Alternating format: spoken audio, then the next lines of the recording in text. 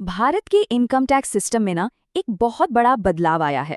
तो आज हम फाइनेंशियल ईयर 2025-26 के लिए जो ये ज़रूरी बदलाव हुए हैं उन्हें समझने वाले हैं। देखिए, हर सैलरीड एम्प्लॉय के लिए ये जानना बहुत बहुत ज़रूरी है।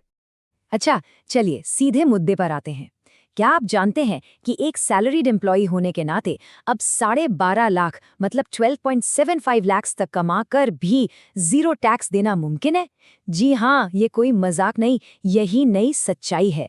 लेकिन ज़रा रुकिए, तो क्या इसका ये मतलब है कि पुरानी टैक्स रिजीम यानी जो ओल्ड रिजीम थी वो अब ख़त्म हो गई? नहीं, ऐसा भी नहीं है। पर हाँ, कई लोगों के लिए वो अब एक तरह से लाइफ सपोर्ट पर है और इसीलिए ये चुनना कि कौन सा सिस्टम बेहतर है पहले से कहीं ज़्यादा ज़रूरी हो गया है। इस चुनाव को आसान बनाने के लिए आइए इन दोनों रेजीम को दो अलग-अलग किरदारों की तरह देखते हैं। इससे समझना काफी आसान हो जाएगा। तो देखिए, न्यू रिजीम है मिनिमलिस्ट के लिए, मतलब वो लोग जिन्हें कागज पत्तर से ज्यादा सादगी पसंद है। और दूसरी तरफ है ओल्ड रिजीम, जो है हैवी लिफ्टर के लिए, मतलब वो सुपर सेवर्स जो हर तरह की टैक्स छूट का फायदा उठाने के लिए थोड़ी मेहनत करने से पीछे नहीं हटते।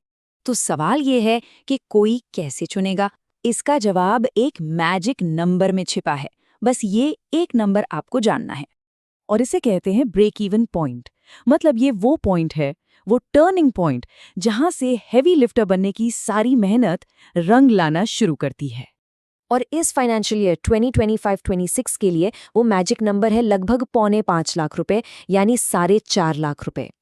सीधा सा नियम है, अगर किसी के सारे डिडक्शंस मिलाकर इस रकम से कम है तो न्यू रिजीम ही लगभग हमेशा बेहतर ऑप्शन होगी।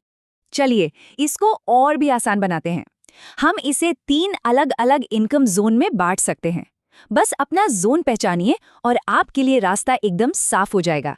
तो देखिए, सबसे जरूरी बात, जो लोग जोन 1 में आते हैं, जिनकी इनकम 12.75 लाख रुपए से कम है, उनके लिए तो फैसला पहले से ही तय है। जीरो टैक्स को कोई नहीं हरा सकता। लेकिन बाकी सबके लिए, और खासकर जोन 2 वालों के लिए, फैसला इस बात पर निर्भर करेगा कि वो मैजिक नंबर तक पहुंच पाते हैं या नहीं।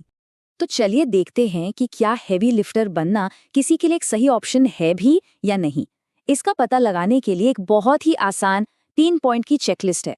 ओल्ड रिजीम को फायदेमंद बनाने के लिए आमतौर पर इन 3 सवालों में से कम 2 का जवाब हाँ में होना चाहिए।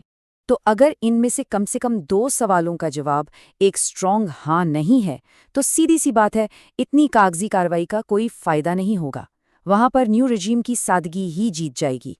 चलिए, अब इन सब बातों को एक साथ समेटने के लिए इस फाइनल चीट शीट पर एक नजर डालते हैं। इससे दोनों रिजीम के बीच का जो मेन फर्क है वो बिल्कुल साफ हो जाएगा। यहाँ 2 बातें सबसे ज्यादा ध्यान देने वाली हैं। पहली, जीरो टैक्स लिमिट में जमीन आसमान का फर्क, और दूसरी, न्यू रिजीम को अब ज्यादा स्टैंडर्ड डिडक्शन के साथ जो एक तरह का अनफेयर एडवांटेज मिल गया है वो। तो असल में इस साल के बदलाव पूरी की पूरी बातचीत को ही एक नया मोड़ दे देते हैं। अब ये चुनाव सिर्फ टैक्स बचाने का नहीं रहा, बल्कि ये किसी की फाइनेंशियल स्टाइल, मतलब सादगी और ज्यादा से ज्यादा डिडक्शन के बीच चुनने का सवाल बन गया है। तो अब आखिरी सवाल यही है कि कोई मिनिमलिस्ट है या हैवी लिफ्टर। अब आपके पास वो मैजिक नंबर, इनकम जोन और चेकलिस्ट सब कुछ है, जिससे कोई भी अपनी फाइनेंशियल सिचुएशन के लिए सही फैसला ले सकता है।